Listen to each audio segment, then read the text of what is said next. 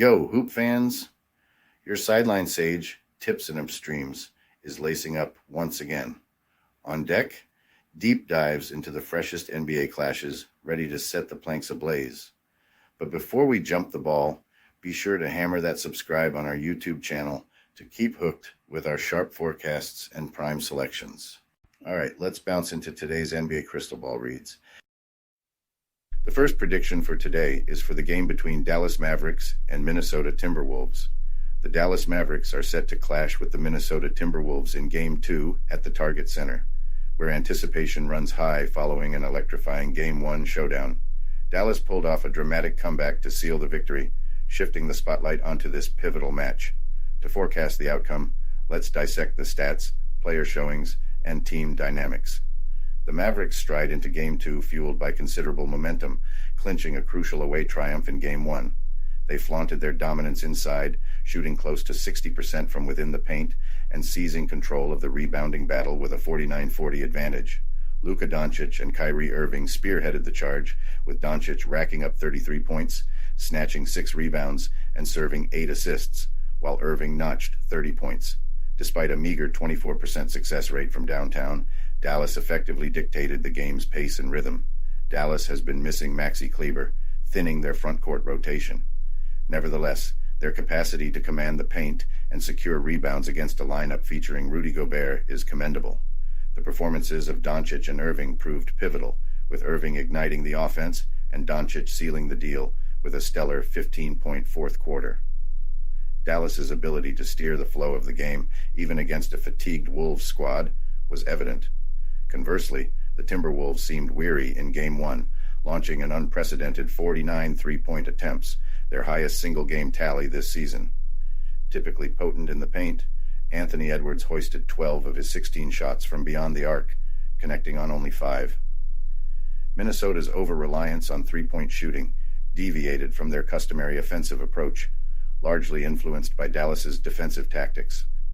To mount a resurgence, the Wolves must revert to their strengths, prioritizing attacks on the rim and leveraging their size advantage. Minnesota's Kyle Anderson could assume a more prominent role in Game 2.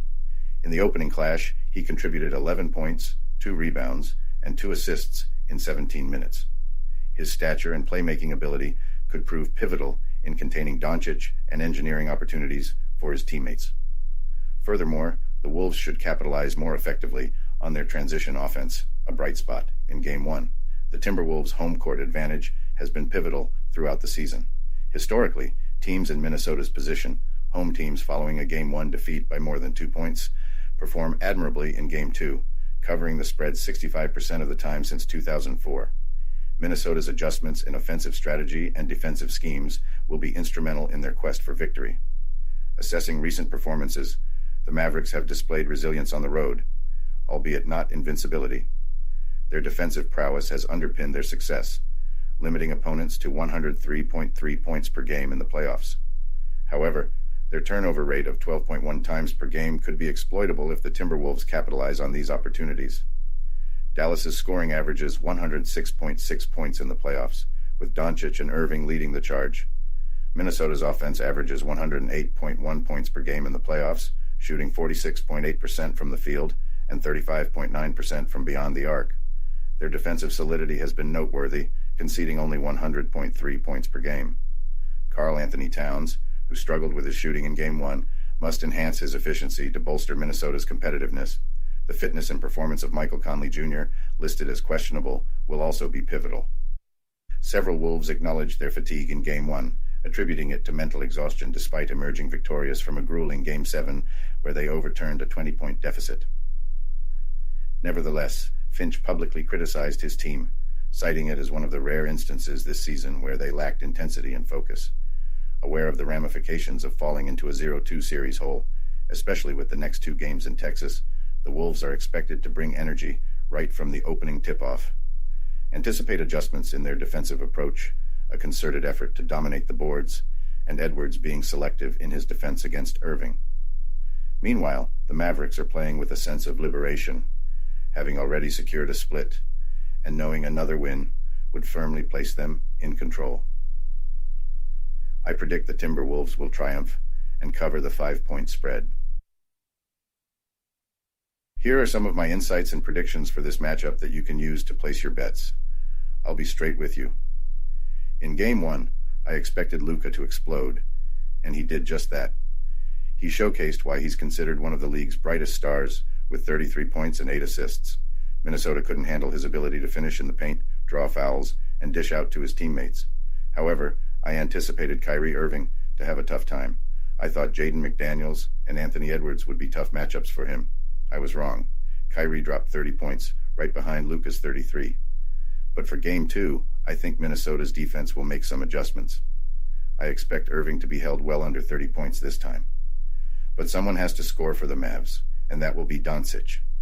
He presents a significant challenge for Minnesota's defense with his size and skill. Standing at 6'7", he's a mismatch for the smaller perimeter defenders. I'm predicting Luka will score over 29 points again in Game 2. I believe Jaden McDaniels can replicate his stellar performance from Game 1. Nothing highlights Minnesota's depth more than seeing McDaniels, their defensive ace, step up as their top scorer in the Western Conference Finals. The all-defensive second-team member led the Timberwolves with 24 points in Game 1 against Dallas. His range and length were problematic for the Mavericks, and he ignited Minnesota's offense on a night when Ant-Man and Karl Anthony Towns were off their game. McDaniels has been on a hot streak too.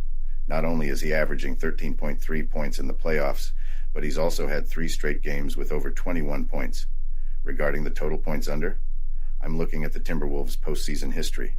In Game 1 of the first round against the Suns, the teams combined for 215 points, a 120-95 Minnesota win.